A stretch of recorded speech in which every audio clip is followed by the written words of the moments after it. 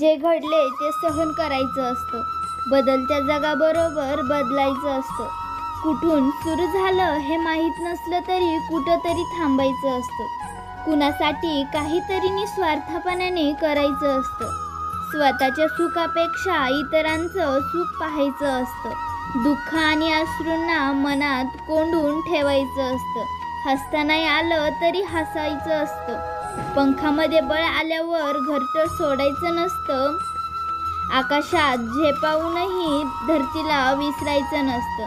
मरण समोर येईल, जीव जरी मागितला तरी मागून मागून काय मागितलं असं म्हणतच असतं. इच्छा नसो व्या असो, जीवनभर वाकावं लागतं. पण जग सोडताना मात्र समाधानाने जायचं असतं. आयुष्य असं जगायचं असतं. लहानपणी मोठं व्हायचं स्वप्न असतं, तर मोठेपणी लहानपणाचं आठवणी असतात. खरंच माणसाकडे जे असतं ते त्याला नको असतं आणि जे नसतं ते हवं असतं. चालता चालता मी माझ्या पावलांना प्रश्न केला, चालून चालून तुम्ही थकणार नाही ना? पावलांनी उत्तर दिलं, तू फक्त मनाने थकू नको, आम्ही पावलाने नाही थकणार. फक्त एवढंच लक्षात ठेवायचं, जोपर्यंत बघितलेले स्वप्न पूर्ण होत नाहीत ना तोपर्यंत माघारी यायचं नाही. होणार की आपले पण स्वप्न पूर्ण.